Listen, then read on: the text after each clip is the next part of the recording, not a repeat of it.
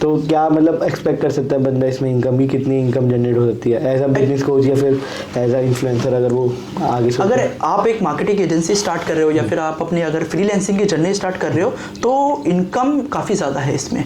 अगर आपके पास स्किल्स है, अगर आपके पास टीम बिल्डिंग आप कर रहे हो, तो बस ये सारा सब कुछ डिपेंड करता है आप कितना ज़्यादा एक्सपेंड कर रहे हो, कितना अच्छे से आप सर्व कर रहे हो। इनकम लोग आजकल फ्रीलांसर महीने के 10,000 भी कमा रहे हैं, महीने के 10 लाख भी कमा रहे हैं। तो ये सबसे ज़्यादा इंपॉर्टेंट है आपके पास कितनी स्किल्स है। अगर मैं बात करूँ अपनी इनकम की तो महीने में आप ये समझ सकते हैं मैकबुक प्रो में 2 ले सकता हूँ इतने की बात होता ही है। और स्टार्टिंग में अगर एक्सपेक्ट करें तो ये होगा कि भाई एक नॉर्मल 10 या 15 हज़ार का फ़ोन ही अफोर्ड कर सकते हैं खाली हर महीने। यस बट ये कि आपको ना फोकस करना पड़ेगा अपनी स्किल्स। जिस बंदे जय शाम दोस्तों, फूड एक्शन पॉडकास्ट में आपको स्वागत है। और आज हमारे साथ बैठे आकाश भाई। कैसा? बस बढ़िया, आप कैसे हैं अक्षत जी? बढ़िया।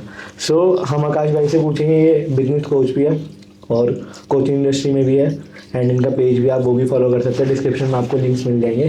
तो आज जानेंगे कि इन्होंने अपने आप को इतना कैसे ग्रो करा और टीम बिल्डिंग कैसे करी।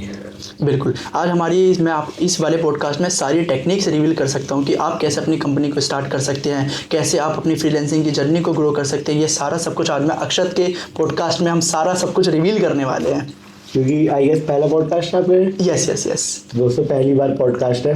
और एक बार एज डिस्क्लोज कर दीजिए आप अपनी, कितनी है? I am just 21 years and अभी हमारी डिजिटल मार्केटिंग की एजेंसी की कंपनी चल रही है एंड हमारे पास ऑलरेडी काफ़ी अच्छा क्लाइंट बेस है। वो सब कुछ हम रिवील करने वाले हैं अभी। तो दोस्तों, 21 साल की एज में आप सब आई गेस सब कॉलेज में होता है कि कोई एक्सपेक्ट नहीं करता कि ऐसा कुछ करेंगे, बट इन्होंने एफर्ट्स करे अपनी लाइफ से कुछ अलग चाह और आज देखो अपनी खुद की एजेंसी बिल्ड करी है। बट इसके पीछे काफ़ी सारे अप्स एंड डाउन थे, वो आज सारे डिस्कस करेंगे और आप कैसे स्टार्ट कर सकते हैं वो पूरा जर्नी में बताएंगे। तो कैसे स्टार्ट कैसे करा आकाश भाई आपने इसको? तो मतलब इस पॉडकास्ट में तो पूरा हम डिस्क्लोज नहीं कर पाएंगे बिल्कुल। 1 घंटे में मेरी जो पूरी 1 साल की जर्नी है 1 घंटे के पॉडकास्ट में वो कवर अप नहीं हो पाएगी। बट ये कि कुछ छोटी छोटी चीज़ें मैं आपको यहाँ पे इस पॉडकास्ट में मैं बता सकता हूँ। जैसे कि कैसे मैंने अपना एज अ स्टूडेंट मैंने पूरी एजेंसी स्टार्ट करी, टीम बिल्डिंग करी, कैसे मैं क्लाइंट क्लोज करता हूँ, ये सारा सब कुछ मैं इस पोस्ट में बता सकते हैं। तो सबसे पहले अगर हम स्टार्ट करें तो अभी जस्ट मैं एक कॉलेज स्टूडेंट हूँ। मैंने फर्स्ट ईयर में अपना कॉलेज ड्रॉप आउट कर दिया था एंड उसके बाद ही मैंने अपनी एजेंसी स्टार्ट करी थी एंड अभी हमारी एजेंसी को 1 साल हो चुका है एंड मेरी एजेंसी का नाम हैंडल बज़ है। सो अगर हम स्टार्ट की बात करें तो मैंने अपनी स्टार्ट जो करी थी एजेंसी वो एज अ फ्रीलांसर स्टार्ट करी थी। पहले मैं फ्रीलांसर्स के लोगों को मैसेज करता था, मैसेजेस वगैरह करते थे जो आजकल आप लोग भी करते होंगे डेफिनेटली। यस कि आपके लिए वीडियो एडिटिंग कर देंगे, आपके लिए पेज हैंडल कर देंगे, ये सारा सब कुछ मैं करता था। अब उसके बाद धीरे धीरे मेरे पे 2-3 क्लाइंट आने लग गए। फिर हमने सोचा यार अगर हमें इसको ग्रो करके लेके जाना है तो हमें अपने आप को एक्सपेंड करना पड़ेगा, हमें अपनी टीम एक्सपेंडेशन पे फोकस करना पड़ेगा, हमें अपनी लर्निंग पे फोकस करना पड़ेगा। क्योंकि स्टार्टिंग में मुझे पता ही नहीं था कोई इस चीज़ के पैसे भी देगा। मुझे पहले मेरे पे एक स्टार्टिंग की अगर मैं बात करूँ, स्टार्टिंग में मेरे पास एक मैसेज आया था, एक क्लाइंट का मैं नाम उसमें रिवील नहीं करूँगा, एक क्लाइंट का मैसेज आया मेरे पे कि आकाश क्या आप मेरा इंस्टाग्राम का पेज हैंडल कर लेंगे? तो मैंने हाँ डेफिनेटली कर लेंगे। तो उसने बोला कि मैं आपको इसका 5 से 6,000 दूंगा एंड उस टाइम में 12th क्लास में था एंड 12th क्लास में मैं सच बताऊं तो 5,000 6,000 काफ़ी ज़्यादा होता है एंड जिसमें कि हमें सिर्फ पोस्टिंग करनी थी। वो हमें पोस्ट देगा, कैप्शन देगा, सारी चीज़ें हमें वो दे रहा था क्लाइंट एंड उस टाइम पे बस मुझे पोस्टिंग करनी थी। क्लोज कैसे होते क्लाइंट? मतलब उनका खुद मैसेज आया था मेरे पास क्योंकि उस टाइम पे मैंने उसमें बायो वगैरह में डाल रखा था, कुछ मार्केटिंग करके मैंने ऐसे कुछ डाल रखा था तो मेरा सर्च में आया था उनके इंस्टाग्राम पे। 12th क्लास में 5,000 की इनकम जनरेट होना काफ़ी, क्योंकि आई गेस उस टाइम पे पॉकेट मनी अगर मिलती हो 1,000-2,000। यस बिल्कुल 5,000 तुम मन करो तो एक अलग ही जोन में आया था। यस। तो उसके बाद जब मैंने स्टार्ट किया तो फिर मुझे धीरे धीरे पता लगा कि लोग इस चीज़ का भी पैसा देते हैं, ये चीज़ मैनेज करने का, पोस्टिंग करने का, क्योंकि लोगों के पास टाइम नहीं है और शेड्यूलिंग का ऑप्शन आया नहीं। Yes exactly. तो फिर मैंने फोकस किया, उनकी मैंने काम समझा, उनके पास में गया, उनके साथ मैंने 2-3 बार मीटअप भी किया, उनसे काम समझा, सारी चीज़ें पोस्टिंग कैसे करनी है। मैंने यूट्यूब से धीरे धीरे करके वीडियोस देखना स्टार्ट किया। फिर मुझे समझ आया कि एक्चुअल में ये एक बिजनेस है। पहले मैं इसको एज अ बिजनेस देख ही नहीं रहा था। पहले सिर्फ मैं ऐसे देख रहा था सिर्फ पोस्टिंग करनी है। आपको लगा कि भाई अभी एक क्लाइंट है, फिर धीरे धीरे चार होंगे, अब वो ऑब्वियस बात है मतलब ऊपर वाला देख रहा हूँ क्लाइंट बढ़ी रहे। Yes exactly. तो उसके बाद फिर मैंने एक थोड़ा सा फ्रेमवर्क रेडी करा यूट्यूब की वीडियोस देख के, अलग अलग से लोगों से क्लाइंट देख के। यस फिर मैंने ऑर्गेनिक रीच आउट स्टार्ट कर दिया, लोगों को मैसेज करना स्टार्ट कर दिया कि मैं आपके लिए इंस्टाग्राम पे पोस्टिंग करूंगा। ये सारी चीज़ें 6 से 7 महीने सिर्फ मैंने पोस्टिंग का काम करा। मुझे वीडियो एडिटिंग नहीं आती थी, ग्राफिक डिजाइनिंग नहीं आती थी, कुछ भी काम नहीं आता था। मैंने सिर्फ उस टाइम पे पोस्टिंग का काम सीखा था, जो कि एसईओ फ्रेंडली पोस्टिंग आप कैसे कर सकते हो वो बात। था। फिर मैंने पोस्टिंग से काम स्टार्ट किया, बट फिर से धीरे धीरे क्लाइंट बढ़े, 2-3 क्लाइंट हमारे पास और आए, बट फिर सडनली मेरा उसमें इंटरेस्ट थोड़ा सा कम होने लग गया, क्लाइंट नहीं आ रहे थे, ग्रोथ नहीं हो रही थी, अच्छा पे आउट नहीं हो रहा था, ये सारी चीज़ें फिर होने लग गई थी। फिर मैंने वो काम छोड़ दिया, 12th के बाद में वो काम मैंने छोड़ दिया। फिर मैं कॉलेज वगैरह में गया, कॉलेज का मैंने फर्स्ट ईयर जो है कॉलेज का मैंने पूरा रेगुलर किया, सारी चीज़ें मैंने कॉलेज में करी, पढ़ाई करी अच्छे से, मार्क्स वगैरह सारी चीज़ें आए। फिर मेरे माइंड में फिर से हिट हुआ यार कॉलेज लाइफ में वो चीज़ नहीं है जो मुझे चाहिए, वो एक किक नहीं मिल रही है जिसको हम बोलते हैं, तो वो किक नहीं मुझे आ रही थी। तो उसके बाद मुझे मैं सोचा यार फिर से वो काम स्टार्ट करते हैं, बट थोड़ा नेक्स्ट लेवल पे करते हैं, इसको ग्रो करते हैं अच्छे से पूरा प्रॉपर। फिर मैंने अपना कॉलेज छोड़ दिया, मैं ड्रॉप आउट हूँ अगर मैं बताऊँ तो, फर्स्ट ईयर के बाद मैं कॉलेज नहीं जाता था, मैंने कॉलेज छोड़ दिया। तो ये स्टेप लेना भी काफ़ी बड़ी बात है, आजकल के पेरेंट्स जैसे हमारे तो चलो सपोर्टेड है कि वो अलाउ कर देते, वरना काफ़ी पेरेंट्स मैंने देखा है वो अलाउ नहीं करते कि कॉलेज में ऑब्वियसली बात है फीस पे करी उन्होंने, वो कहते हैं एकदम कॉलेज ड्रॉप करके जो जॉब की प्लानिंग भी कर रहे हैं आप, फिर कॉलेज ड्रॉप आउट करके एक नई चीज़ को प्लान करना तो काफ़ी मतलब वो रिस्केबल टास्क हो गया एक तरीके। बिल्कुल, मतलब कॉलेज मैंने पूरा प्रॉपर ऐसे ड्रॉप आउट नहीं किया था, मैं सिर्फ एग्जाम देने जाता था वहाँ पे कि चलो ठीक है बस एग्जाम देंगे, सो दैट एक बैकअप आपके पास सबसे ज़्यादा ज़रूरी है। अगर आप अपने बिजनेस में सक्सेसफुल नहीं होते हो तो मैं जॉब कर पाऊँ, मेरे पास एक डिग्री हो। अगर मैं पूरा कॉलेज वहाँ पे छोड़ दूंगा, पूरा ड्रॉप आउट वहाँ पे कर दूंगा, तो मेरे पास कोई डिग्री नहीं होगी, अगर मेरा बिजनेस भी फेल हो गया तो मैं कोई चीज़ नहीं कर पाऊंगा, कुछ स्टार्ट नहीं कर पाऊंगा। सो मैं बस पेपर देने जाता था just for to get the degree, तो इस वजह से मैं कॉलेज जाता था। उसके बाद मेरे पेरेंट्स को अभी भी नहीं पता, अगर मैं सही बताऊं कि मेरी बस उनको ये पता है कि एक मार्केटिंग एजेंसी हमारी चल रही है, एक कंपनी है मेरी, बस वहाँ से पैसे आ रहे हैं, बस ये चीज़ उनको पता है। ये नहीं पता कि मैं काम कैसे करता हूँ, लोगों के साथ डील कैसे करता हूँ, क्या हमारा काम रहता है, क्या हम सर्विस प्रोवाइड करते हैं, ये कुछ चीज़ मेरे पेरेंट्स को नहीं पता। ये तो होता है, जैसे अब हमने भी मार्केटिंग एजेंसी खोल रखे, तो स्टार्टिंग में होता है कि पेरेंट्स को अगर थोड़ा बताए ना कि लॉस हो गया तो ये होंगे, देख मैं कह रहा था मत कर, स्टार्ट ये है वो है, जब प्रॉफिट होता है चल ठीक है संभल के करियो, मतलब वो हमेशा अच्छे से सोचते हैं, नो डाउट।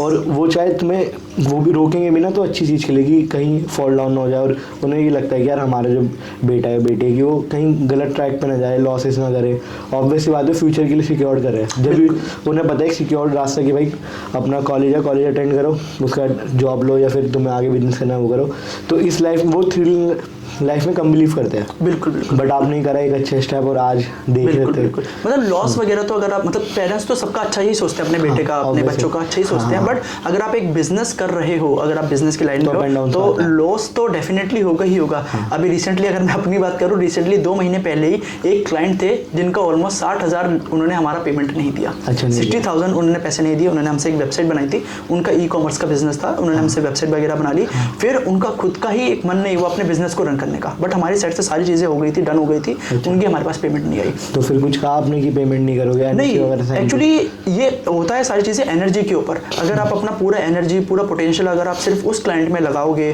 कि भाई हमारे पैसे दो, उनसे बहुत ज़्यादा फॉलोअप लोगे, सारी चीज़ें करोगे, तो आपकी पूरी एनर्जी वहीं जाएगी, आप नए क्लाइंट को एक्वायर ही नहीं कर पाओगे। तो मैंने उनसे सिर्फ 2-3 बार बोला, सारी चीज़ें डिस्क्लोज करी, उन्होंने मेरा फ़ोन पिक करना छोड़ दिया, मैसेज देखना छोड़ दिया, फिर मैंने उनको मैसेज करना बंद कर दिया। 1 हफ्ते के बाद मैंने उनसे कोई फॉलोअप नहीं लिया, कुछ नहीं किया, क्योंकि मुझे अपनी एनर्जी वहाँ पे वेस्ट नहीं करनी थी, मुझे नए क्लाइंट एक्वायर करने थे। मैं भी डिस्कस करना चाहूँगा, हमारे साथ भी हुआ है, अभी रिसेंटली 2 केसेस में हुआ है। हमारा अराउंड एक तरफ 15,000 और एक तरफ 18,000 की पेमेंट बैलेंस है।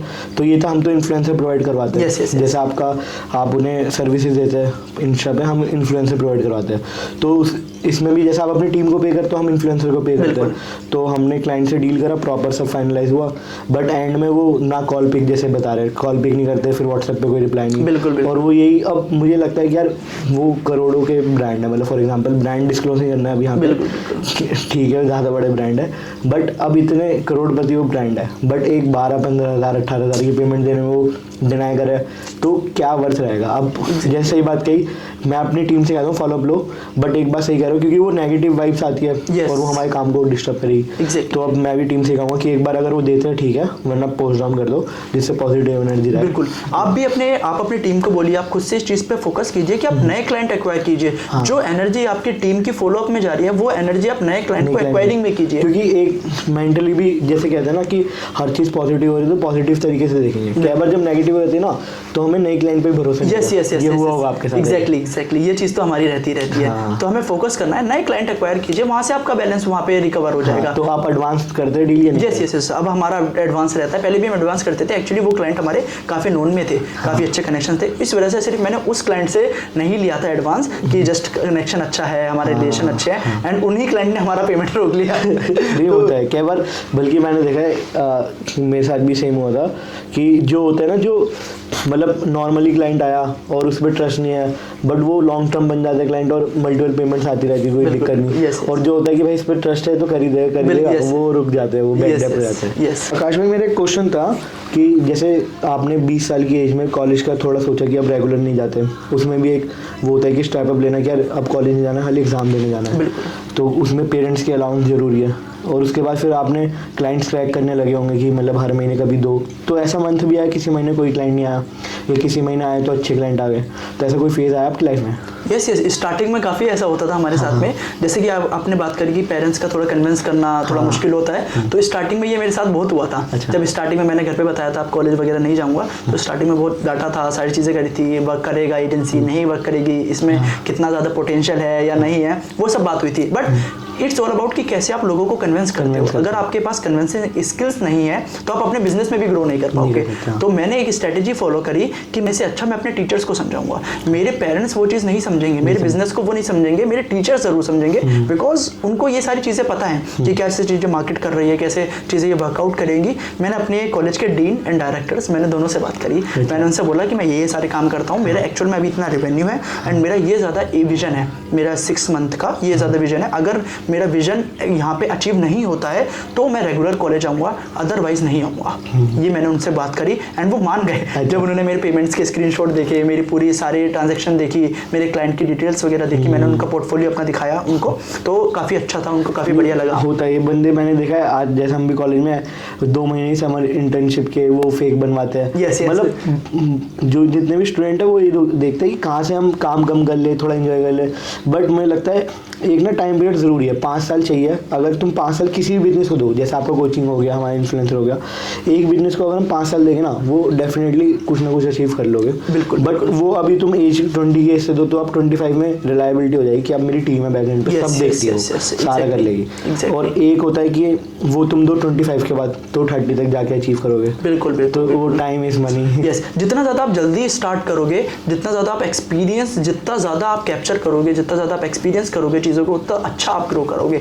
अगर मैं ये सेम चीज़ 25 के बाद स्टार्ट करता तो उस टाइम मेरी फैमिली रिस्पॉन्सिबिलिटीज, मेरी वाइफ, मेरे बच्चे, ये सारी चीज़ें बीच में आ जाती है, उतना ज़्यादा पोटेंशियल से हम ग्रो नहीं कर पाते। यस, अभी ये है कि मेरे ऊपर कोई रिस्पॉन्सिबिलिटीज नहीं है, घर वाले मेरे से पैसे नहीं मांगते, मेरे कोई वाइफ नहीं है, मेरी कोई गर्लफ्रेंड नहीं है, मेरे कोई दोस्त इतने वैसे टाइप नहीं है जो मेरा पैसा वहाँ पे जाए, जो मेरी एनर्जी वहाँ पे जाए। अभी मेरे पास पूरी डायरेक्शन है, 3 से 4 साल मेरे पास ऐसे हैं कि मैं अपना पूरा फोकस अपने बिजनेस पे कर सकता हूँ। मेरे पैसे मतलब कोई मेरे से पैसे नहीं मांगता, क्योंकि सब अपना कर रहे हैं, सारी चीज़ एकदम बढ़िया है। जो मेरा रिवेन्यू है वो सिर्फ मेरा रिवेन्यू है, मैं कंट्रीब्यूट करता हूँ। अब जाके मैं अपने घर पे कंट्रीब्यूट वगैरह सारी चीज़ें कर रहे हैं, तो अब चीज़ें एकदम बढ़िया चल रही है। अगर हम बीच में क्लाइंट्स की बात करें, अप एंड डाउन्स की बात करें, तो काफ़ी ज़्यादा आए थे भाई। अच्छा। अगर मैं सही बताऊँ तो बीच में तो मतलब ऐसा हो गया था कि एक टाइम पे मैं रोने लग गया था। अच्छा। कि अब क्लाइंट कैसे आएंगे, अब कंपनी कैसे ग्रो होगी, अब क्लाइंट को कैसे रीच आउट करूँ।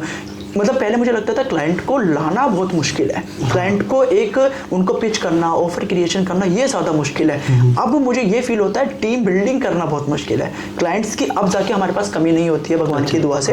तो अब ऐसा होता है कि हमारे पास रेफरल से क्लाइंट आते हैं, उनको सर्व करना सबसे ज़्यादा इंपॉर्टेंट है। अगर आप कोई भी बिजनेस कर रहे हो, यस, अगर आप कोई भी बिजनेस कर रहे हो, किसी भी सर्विस बिजनेस में हो, प्रोडक्ट बिजनेस में हो, किसी में भी आप बिजनेस में हो, तो उनको सर्व करना वो सबसे ज़्यादा इंपॉर्टेंट है। एंड स्टार्टिंग में तो इतने ज़्यादा अप्स एंड डाउन्स आए थे, काफ़ी ज़्यादा क्लाइंट नहीं मिल रहे थे, टीम बिल्डिंग नहीं हो रही थी। जो भी जिसको भी, जैसे आपने इंटर्नशाला का नाम सुना होगा, जॉब्स का सुना होगा, वहाँ पे हम पोस्ट डालते हैं कि भाई हमारे यहाँ पे इंटर्नशिप है, लोग कंपनी को देख के एंटर ही नहीं करते हैं, एप्लीकेशन ही डालते हैं, क्योंकि कंपनी नहीं थी उस टाइम पे। अगर हम 1 साल पहले की बात करते हैं तो कंपनी नहीं थी, वो सोचते हैं इसमें ग्रोथ नहीं होगी, इंटर्नशिप करके हमें क्या कुछ लर्निंग्स नहीं मिलने वाली है, कुछ चीज़ें नहीं होने वाली है, तो उस टाइम पे वो नहीं मिलती थी। फिर मैंने एक स्ट्रेटेजी फॉलो करी कि अब डायरेक्टली हम इंटर्न्स को हायर करके या फिर जो हमारे फुल टाइम एम्प्लॉयज़ है उनको ना हायर करके हम फ्रीलांसर्स को काम देते हैं फॉर द स्टार्टिंग। स्टार्टिंग के 3-4 महीने मैंने फ्रीलांसर से ही काम करवाया था कि जो मेरे पास क्लाइंट से काम आ रहा है वो डायरेक्ट मैं अपने फ्रीलांसर्स को दे देता था। फुल टाइम आप लोगों ने हायर कर लिया? यस, अब जाके हमारे पास पूरी फुल टाइम की टीम है। अब तो हमारे पास मतलब भगवान जी की दुआ से हमारे पास पूरी 20 to 25 लोगों की फुल टाइम टीम है, जिसमें कि हमारे इंटर्न्स भी है, फुल टाइम एम्प्लॉयज़ भी है। एंड हमारे हम फोकस अभी ये कर रहे हैं कि बड़ी बड़ी जो एजेंसीज होती हैं, बड़ी बड़ी जो कंपनीज होती है, उनके साथ कोलैबोरेशन से ऑलरेडी हमारे साथ 6 से 7 कंपनी के साथ कोलैबोरेशन चल रही है in terms of video editing, graphic designing, website development, PR वगैरह, ये सारा हम सर्व करते हैं अपने क्लाइंट को। तो हमारे साथ कोलैबोरेशन में भी काम चलता है, क्योंकि कभी कभी ऐसा होता है कि सिंगल क्लाइंट से बेनिफिट इतना ज़्यादा नहीं मिलता अगर कोई कंपनी हमें बल्क में प्रोजेक्ट दे रही है।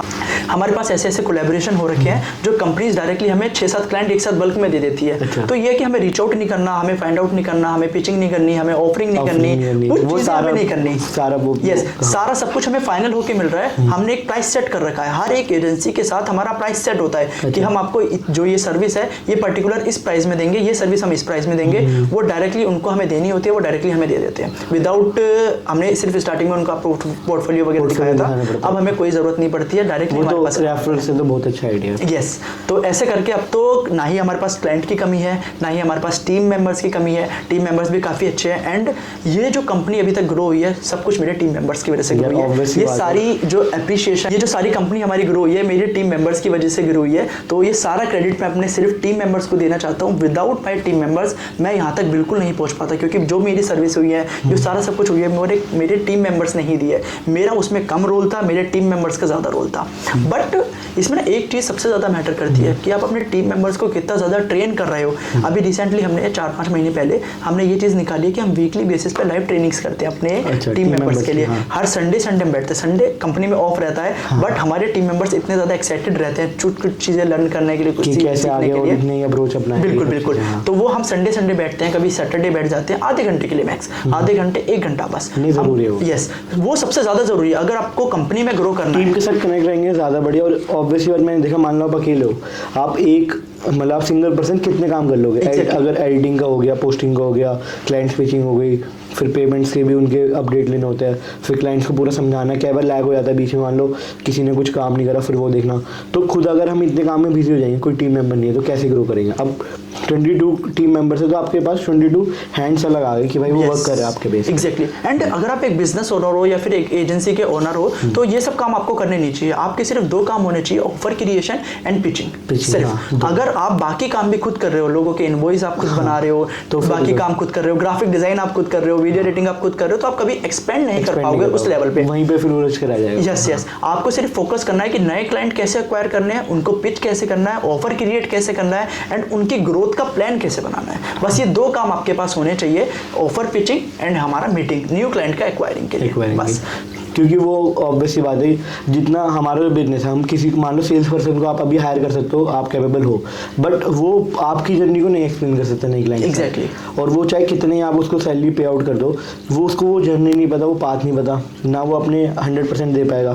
तो सेल्स पिच और जो आपने बताया सेकंड चीज कि वो अपने हाथ में होने चाहिए, वो टीम के ऊपर नहीं कर सकते। यस। बाकी सब अगर टीम करिए तो अच्छा एक्सपेंड होगा।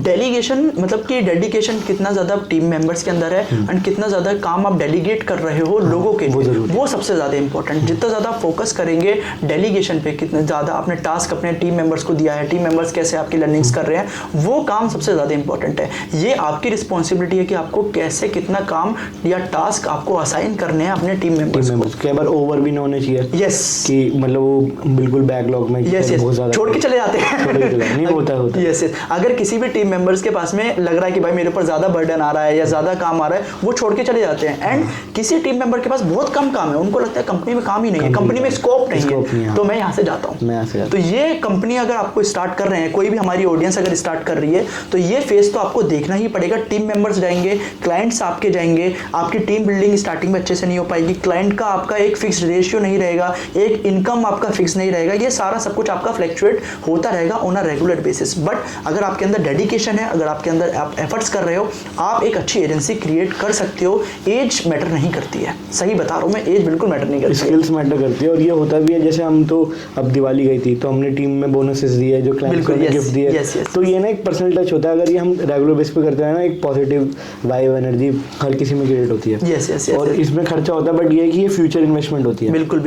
अभी जैसे हमारे एक क्लाइंट के थे, अभी उनके मतलब काफ़ी जो पहले एजेंसी जिनका काम करती थी, तो उनका स्लो काम चल रहा था। अभी जब हमने 1 महीने में उनके ऑलमोस्ट 12 से 13,000 फॉलोअर्स बना दिए। जब उनके हमारे पास अकाउंट आया था 8,000 पे आया था, हमने उनके 20,000 कर दिए विद इन 1 मंथ। 1 मंथ के उसमें हमने उनके 12 या 13,000 फॉलोअर्स बढ़ा दिए। हमने उनके घर पे केक भिजवाया, जस्ट फॉर कि एक पर्सनल कनेक्शन बने, एक उनको हैप्पीनेस फील हो कि हाँ ये 20,000 जो फॉलोअर्स हुए एक अचीवमेंट है, ये छोटी चीज़ नहीं है। अगर किसी के 1 महीने में 20,000 फॉलोअर्स हो रहे हैं तो ये काफ़ी बड़ी चीज़ है in terms of followers, in terms of leads. जितने ज़्यादा फॉलोअर्स आएंगे हम उनको लीड्स में कन्वर्ट करते हैं, बात, और उतना ज़्यादा बिजनेस ग्रो होगा। Yes exactly. तो एज अ बिजनेस कोच दोस्तों एक बढ़िया चीज़ रिवील होने वाली है, इनकम की तरफ जाते हैं। मतलब हर कोई रिवील नहीं करता, हम भी पूरा प्रॉपर रिवील तो नहीं होगी।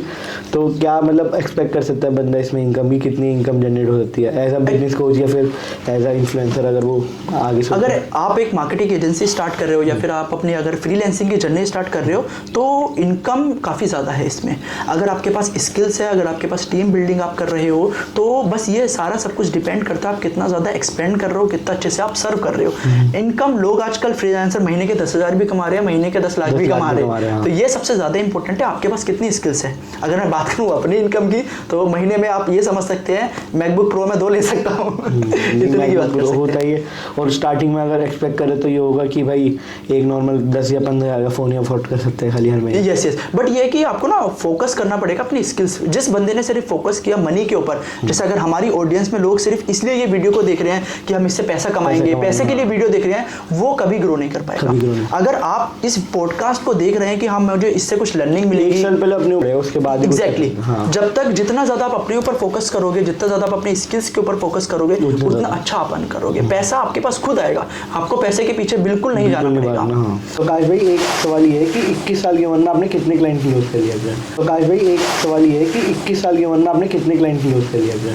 अभी अगर मैं क्लाइंट की बात करता हूँ, विद इन 6 मंथ हमारे पास ऑलमोस्ट 30 to 35 क्लाइंट्स अपने क्लोज करे हैं। एंड जिसमें कि हमारे पास इंडियन क्लाइंट्स भी है, थोड़े बहुत बाहर के क्लाइंट्स हैं। बाहर के क्लाइंट के साथ अभी हम ज़्यादा डील नहीं करते हैं, जस्ट बिकॉज मैंने अभी फोकस किया है कि पहले मैं इंडिया की मार्केट को थोड़ा सा कैप्चर करना चाहता हूँ एंड कैसे कोचिंग इंडस्ट्री वर्क करती है और ज़्यादा डीप में समझना चाहता हूँ। इंडिया की कोचिंग इंडस्ट्री, बाहर का कॉन्सेप्ट थोड़ा अलग चल रहा है, बाहर एक अलग ही लेवल की मार्केटिंग चल रही है, बाहर एक अलग कोचिंग इंडस्ट्री एकदम बढ़िया से चल रही है। तो वो मुझे थोड़ा सा बाद में कवर अप करना है। बट बाहर के क्लाइंट हमारे पास हैं जो रेफरल से क्लाइंट आ जाते हैं। जैसे अभी हमारे पास दुबई का क्लाइंट है, हमारे पास यूएस का क्लाइंट है, हमारे पास यूके के क्लाइंट है, हमारे 2 टीम मेंबर यूके में भी हैं। तो हमारे पास बाहर के क्लाइंट भी है एज वेल एज इंडिया के क्लाइंट भी। तो लोगों को ये लगता है यार डॉलर्स में कमाएंगे, इंडियन में खर्च करेंगे। इंडिया के फ्रीलांसर्स, इंडिया के एजेंसी ओनर्स काफ़ी ज़्यादा अट्रैक्ट होते हैं हमारे बाहर के क्लाइंट से। बट देखा जाए तो अगर आपके सर्विंग अच्छी है, अगर आपकी सर्विस तो अच्छी है, आप अच्छा खासा इंडिया वालों से भी निकलवा सकते हैं। क्योंकि जो इंडिया के क्लाइंट्स हैं वो अच्छी क्वालिटी पे पैसा देते हैं,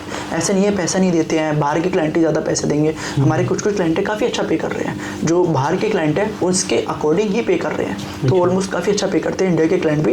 बट आपकी सर्विसिंग काफ़ी ज़्यादा अच्छी होनी चाहिए, क्वालिटी, रिजल्ट, आपके क्लाइंट्स का लीड जनरेशन, ये सारी चीज़ें काफ़ी बढ़िया होनी चाहिए, तब जाके ही आपको एक अच्छा पे आउट मिल पाएगा अपना सबसे ज़्यादा। और ये फ्यूचर प्लान क्या है मतलब आपके, मतलब कि इन फ्यूचर क्या सोचा कि आपने कैसे ग्रो करनी है एजेंसी को अपना और सब? अगर फ्यूचर प्लान्स की बात करें 2024 की, तो सबसे पहले तो मेरा यही है कि जल्दी से जल्दी इसको 1 CR क्रॉस करना है। अपने जो मार्केटिंग एजेंसी है वो एक फ्यूचर प्लान है। सेकंड ये है कि मुझे कोचिंग इंडस्ट्री में जाना है। मैं ये चाहता हूँ कि जैसे मैंने अपनी जर्नी स्टार्ट करी, मैं और कॉलेजेस स्टूडेंट्स को मोटिवेट करना चाहता हूँ, उनको पूरी जर्नी, पूरा फ्रेमवर्क देना चाहता हूँ कि वो भी अपनी फ्रीलांसिंग की जर्नी स्टार्ट करें, अपनी एजेंसी रेडी करें, लोगों को सर्व करें, इंडिया की इकोनॉमी में कंट्रीब्यूट करें। ये मेरा एक है। एंड मैं कोचिंग इंडस्ट्री में जाना चाहता हूँ, एंटर करना चाहता हूँ। तो ऐसा नहीं लगता कि अगर कोई और आएगा इस फील्ड में तो कंपटीशन बना है? नहीं, कंपटीशन बिल्कुल नहीं है भाई। अगर मैं सही बताऊँ, हमें सिर्फ लगता है कि कंपटीशन काफ़ी ज़्यादा है। अगर सपोज करते हैं आजकल हर एक गली में मार्केटिंग एजेंसी है भाई। हर एक गली में, हर एक मोहल्ले में 10 आपको मार्केटिंग एजेंसी मिल जाएगी, 10 फ्रीलांसर मिल जाएंगे। बट द कंडीशन इज कि उसमें कितने अच्छे लोग हैं। सपोज करते हैं 10 मार्केटिंग एजेंसी है, 5 आप ऐसे ही निकाल सकते हो, 5 वो काम करके ही नहीं देती है, 5 ऐसी खाली हो गई है। 5 में से 2 ये है कि उनकी कॉस्ट ज़्यादा होगी, ये कॉस्ट कम होगी, कुछ भी अलग अलग सिनेरियोज हो सकते हैं। 2 एजेंसी आपने वैसे निकाल दी, 3 एजेंसी सिर्फ बाकी हैं। 3 में से आप अपनी पोजीशन बनाओ। अगर आप 4th एजेंसी हो तो 3 में तो आप अच्छे से रैंक कर ही सकते हो ना। अच्छे से रैंक कर। तो कंपटीशन कुछ भी नहीं है, इट्स टोटली डिपेंड अपॉन कि आपकी कैसी पिचिंग है, कैसी आपकी सर्विसिंग और है। मैंने देखा है जब जैसे फॉर एग्जांपल कोई नई एजेंसी आई, वो अच्छा सब नहीं करेगी तो उस बंदे को उसके बारे में नॉलेज होगी, फिर वो अच्छी एजेंसी के पास जाए तो ओवरऑल क्लाइंट गेन तो हो ही रहा है आपके। यस यस यस एग्जैक्टली, मतलब रेफरल सिस्टम तो सबसे ज़्यादा बेस्ट है। अभी तक हमारे एड्स में 0 कॉस्टिंग आई है। अच्छा। हमने आज तक 1 साल में कोई ऐड नहीं चलाया, किसी चीज़ पे इन्वेस्ट नहीं किया। टूल्स में हमारा जाता है, कोई इशू नहीं है, बट हमने ऐड से कोई भी क्लाइंट को एक्वायर। तो रेफरल सिस्टम थोड़ा बताएंगे हमारी ऑडियंस को कि कैसे, मान लो फॉर एग्जांपल आज किसी ऑडियंस ने 2 क्लाइंट क्लोज कर लिए, तो कैसे आगे रेफरल सिस्टम बढ़ाएं अपना? रेफरल सिस्टम ना काफ़ी ज़्यादा इंपॉर्टेंट है। अगर आपको अपनी कंपनी में ग्रो करना है, उसको एकदम अच्छे से लेके जाना है, या फिर फ्रीलांसिंग की जर्नी ग्रो करनी है, तो रेफरल से आप अनलिमिटेड क्लाइंट को क्लोज कर सकते हैं। ये अभी जो हमारी कंपनी चल रही है, अभी हमने 0 एड्स चला रखे हैं, कोई ऐड हमारा नहीं चलता है, सब कुछ ऑर्गेनिक चल रहा है। रीच आउट हम करते हैं, बट रीच आउट भी अभी रिसेंटली से हमारा बंद है, जस्ट बिकॉज रेफरल सिस्टम हमने काफ़ी ज़्यादा अपना बिल्डअप कर चुका है। तो मतलब कैसे रेफर, जैसे फॉर एग्जांपल कोई ब्रांड है तो आपको रेफर कैसे करता है? सपोज करते हैं, सबसे पहले आपको ना फ्रेमवर्क रेडी करने पड़ेंगे। आपको एक स्ट्रैटेजी बनानी पड़ेगी कि अगर कोई आपको रेफर कर रहा है तो उसको क्या बेनिफिट है। हमेशा कोई आपको 2 चीज़ों की वजह से रेफर कर सकता है, या तो उसको कोई बेनिफिट मिले या फिर उसका आपके साथ अच्छा रिलेशन हो। अगर उसको ना ही कुछ बेनिफिट मिल रहा है, ना ही उसका कुछ अच्छा रिलेशन है, कोई अननोन बंदा आपको रेफर तो कर ही नहीं सकता। वो कहेगा मैं अपने टाइम के वेस्ट। बिल्कुल एग्जैक्टली। तो सबसे पहले हमें एक फ्रेमवर्क रेडी करना पड़ेगा। फॉर एग्जांपल मेरी कंपनी में ये फ्रेमवर्क है कि अगर कोई मुझे रेफर करता है तो उसका हर मंथ रीअकरिंग 10% का इनवॉइस हम कम करके देते हैं। फॉर एग्जांपल अगर किसी का हमारे कंपनी में 1 लाख का किसी का इनवॉइस जाता है, तो उसका किसी ने कोई एक और क्लाइंट को रेफर किया एंड उसका जो इनवॉइस है वो 50,000 का है, तो 50,000 का 10% हम उसका महीने में कम करेंगे। हर महीने उसका कम होता रहेगा एंड वो जितने ज़्यादा क्लाइंट को रेफर करेगा उतना उसका इनवॉइस डाउन जाता रहेगा। अभी हमारे पास 3 क्लाइंट ऐसे हैं जिसका 0 इनवॉइस है एंड 0 इनवॉइस में उसका सारा काम हो रहा है, सब कुछ, क्योंकि वो उन्होंने इतने ज़्यादा क्लाइंट का रेफरल दिया है, सारी चीज़ें करी है। तो इस वजह से, क्योंकि आपको ना हमेशा बेनिफिट पे फोकस करना पड़ेगा कि सामने वाले का क्या बेनिफिट दे दो, प्लस आपको सर्विस तो एट लास्ट, मतलब हर एक ग्रो करने में सर्विस तो इंपॉर्टेंट रोल प्ले करती है कि कैसे आप सर्विस दे रहे हो सामने वाले को, कैसे आप सर्व कर रहे हो, ये सब तो सबसे ज़्यादा इंपॉर्टेंट है। और क्लाइंट ढूंढना बड़ा मुश्किल टास्क होता है, वो कैसे ढूंढ सकता है कोई भी? बहुत इंपॉर्टेंट एंड बहुत ईजी भी है। ऐसा ही बता रहा हूँ, लोगों को पता नहीं, मुझे नहीं पता, फ्रीलांसर्स को, एजेंसी ओनर्स को क्यों ऐसा लगता है कि यार क्लाइंट नहीं है या फिर क्लाइंट मिल नहीं रहे हैं, कहाँ से ढूंढे। कि हमने 10 DM करे, 50 DM करे, 10 मीटिंग करी, कोई क्लाइंट क्रैक नहीं हुआ, तो ये क्या मतलब? अगर आप मीटिंग कर रहे हो, आपने मतलब मीटिंग में आप बैठ गए हो, फिर क्लाइंट क्लोज नहीं हो रहा, तो मीन्स आपकी पिचिंग अच्छी नहीं है, आपकी ऑफरिंग अच्छी नहीं है, आप क्लाइंट को पिच अच्छे से नहीं कर रहे हो, आप क्लाइंट को ऑफर अच्छे से क्रिएट करके नहीं दे रहे हो। बट अगर आपका रिप्लाई नहीं आ रहे हैं तो आपका जो एक रीच आउट सिस्टम है वो अच्छा नहीं है। हम रीच आउट के आपने पूछा प्लेटफॉर्म कहाँ रीच आउट कर सकते हैं, कैसे कर सकते हैं, तो रीच आउट के बहुत प्लेटफॉर्म है। आप हमें, जैसे कोई फ्रीलांसर है तो फ्रीलांसर्स की काफ़ी ज़्यादा वेबसाइट्स वगैरह आती है, freelancer.com होता है, अपवर्क होता है, फाइबर वगैरह होते हैं, ये सारे पे जाके कर सकते हैं। बट इस पे काफ़ी ज़्यादा कंपटीशन है। इससे बढ़िया जो आप एक सोशल प्लेटफॉर्म आप यूज़ कर रहे हो उस पर रीच आउट करो। फॉर एग्जाम्पल इंस्टाग्राम पे आप रीच आउट कर सकते हो, फेसबुक पे रीच आउट कर सकते हो। फेसबुक पे एक ऐसा मीडियम है, लोग आजकल यूज़ नहीं कर रहे, बट काफ़ी पावरफुल टूल है। आप अलग अलग ग्रुप्स में जाओगे, अलग अलग ग्रुप्स के साथ एंगेजमेंट करो, लोगों के साथ एंगेजमेंट करो, वहाँ से आपको बढ़िया क्लाइंट मिलेंगे। प्लस सबसे पहले गूगल सबसे बेस्ट है। अगर आपको क्लाइंट चाहिए, गूगल पे डायरेक्टली लिखे कि जिम नियर मी, आपको सारे जिम मिल जाएंगे, सारे जिम। एक एक्सटेंशन आता है हमारा नंबर एक्सट्रैक्शन के लिए। अच्छा। गूगल पे आप टाइप करना सीधा नंबर एक्सट्रैक्शन के लिए एक एक्सटेंशन आएगा, एक टूल आता है, उसको आपको इंस्टॉल कर देना अपने क्रोम पे एंड वो आपको उनके सारे नंबर्स निकाल के दे देगा। सारे नंबर्स पे कॉल करो, मैसेज करो। एक व्हाट्सएप सेंडर का टूल आता है, फ्री में आपको व्हाट्सएप मैसेजेस, आप एक दिन में 100 मैसेज भेज सकते हो। अच्छा। सब कुछ, अगर आपके अंदर एक डेडिकेशन है काम को करने की, सब कुछ फ्री हो सकता है। मैंने अपनी पूरी जर्नी फ्री टूल्स पे निकाली है। पूरी स्टार्टिंग में जो हमने सारी चीज़ें करी हैं, सब कुछ फ्री टूल्स हमने यूज़ करे हैं। बहुत सारे टूल्स है, बस आपको रिसर्च करना है, आपको सारी चीज़ें देखनी है। आप दिन में अगर लोगों को 100 मैसेज भेज रहे हो व्हाट्सएप के थ्रू, तो आप आराम से वहाँ पे 10 का रिप्लाई ले सकते हो। और दोस्तों यही बात मैं थोड़ा इंटरप्ट करूँगा, ये बात जो अगर कोई कोचिंग इंडस्ट्री में दे रहा है ना, वही लाख रुपए 50,000 रुपये चार्ज कर रहा हो। बिल्कुल, क्योंकि ऑब्वियसली बात है, लर्निंग इज एवरीथिंग। मान लो आप सिखा रहे हो और कई, मुझे पता है एग्जीक्यूशन ही नहीं होता। फॉर एग्जांपल आपने बताया कि सबसे पहले जिम नियर में, अगर कोई एजेंसी स्टार्ट करने वाला है, उसको बताया जिम में स्कोप है, उसको भी फिटनेस अच्छी है, तो जिम का उसने करा, जैसे स्टार्ट करा, वो पहले स्टेप पे मान लो क्लियर कर लिया उसने, टूल लगाया, उसके नंबर्स आ गए, वो फिर उसने मैसेज भी कर दिया, वो फॉलोअप ही नहीं लेगा। हाँ, अगर फॉलोअप ही लिए तो वो सबसे ज़्यादा इम्पोर्टेंट, वो उसकी गलती है। अगर आप वो फॉलोअप ही नहीं ले रहे हो, मेरे साइड से जब हम व्हाट्सएप पे रीच आउट करते हैं 8 मैसेज जाते हैं। अच्छा। लोग सोचते हैं यार उन्होंने सीन कर दिया, उन्होंने रिप्लाई नहीं किया तो मतलब वो इंटरेस्टेड नहीं है, उसको फिर से मैसेज भेजो, उसको फिर से मैसेज भेजो, फिर से मैसेज भेजो, फिर से मैसेज भेजो। एटलीस्ट 7 to 8 मैसेज फॉलोअप के होने चाहिए, तब जाके एक क्लाइंट का एक कन्वर्जन आता है कि यार बंदा अगर अपने बिजनेस में फॉलोअप इतना ले रहा है तो मेरे बिजनेस में फॉलोअप कितना लेगा। वो सबसे ज़्यादा फॉलोअप अगर आप नहीं ले रहे हो, रेगुलर फॉलोअप नहीं कर रहे हो क्लाइंट के साथ, लीड्स के साथ, तो you are doing biggest mistake. अगर आप फॉलोअप नहीं करते, यस, फॉलोअप नहीं करते हैं लोग सोचते हैं यार उन्होंने मैसेज सीन कर दिया मतलब इंटरेस्टेड नहीं है। क्या पता हो सकता है, जैसे सपोज करते हैं अभी मेरे पास कॉल आई है, ठीक है, कॉल मैंने उसकी नहीं सीन करी, अब उसको लगेगा मैं बिजी हूँ, पर मैं तो अभी पॉडकास्ट कर रहा हूँ ना, अब वो मुझे 1 घंटे बाद फिर से कॉल करेगा, मैं पिक करूँगा, अब वो करेगा ही नहीं, उसको लगेगा ये इंटरेस्टेड ही नहीं है इस चीज़ में। तो हमें फोकस करना है कि बार बार फॉलोअप हमें लेना है, बार बार लोगों से पूछना है, एंड उसको अलग अलग ट्विक के साथ फॉलोअप करो। उसको सपोज करो जैसे आपने फर्स्ट मैसेज भेजा, उसे अपने बारे में बताओ, फिर सर्विस, सेकंड मैसेज में सर्विस के बारे में बताओ, थर्ड मैसेज में अपना पोर्टफोलियो भेजो, फिर टेस्टिमोनियल भेजो, फिर वीडियो टेस्टिमोनियल भेजो, फिर पर्सनलाइज मैसेज भेजो। ऐसे करके पूरा फ्लो बनाओ। जब आप फ्लो बनाओगे क्लाइंट डेफिनेटली कन्वर्ट होता है, ये गारंटीड टेस्टेड फ्रेमवर्क है।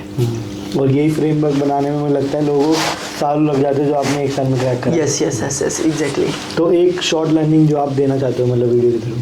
शॉर्ट लर्निंग में मैं सिर्फ ये बताना चाहता हूँ कि अगर आप एक स्टूडेंट हो, अगर आप एक जॉब करते हो या फिर ऑलरेडी बिजनेस ओनर हो, तो आपकी कोई लिमिटेशंस नहीं है ग्रो करने की, आप कितना भी ज़्यादा ग्रो कर सकते हो। बस आपको एक राइट पाथ, एक राइट मेंटोर को आपको एक दिखना पड़ेगा। मेरे भी मेंटोर्स हैं, मैं भी अपने मेंटोर से कुछ ना कुछ सीखता रहता हूँ, ना रेगुलर बेसिस हो ना डेली बेसिस। आप अपने मेंटोर को सेट कीजिए, आप उनसे सीखिए कि वो कैसे, उन्होंने कैसे ग्रो किया, अपना बिजनेस कैसे बनाया। अगर आप एक फ्रीलांसर हो तो अदर फ्रीलांसर्स को देखो वो कैसे ग्रो कर रहे हैं, उनका पाथ को फोकस करो, एंड अगर आपने उनका 10% भी कॉपी पेस्ट किया, आप आराम से ग्रो कर जाओगे।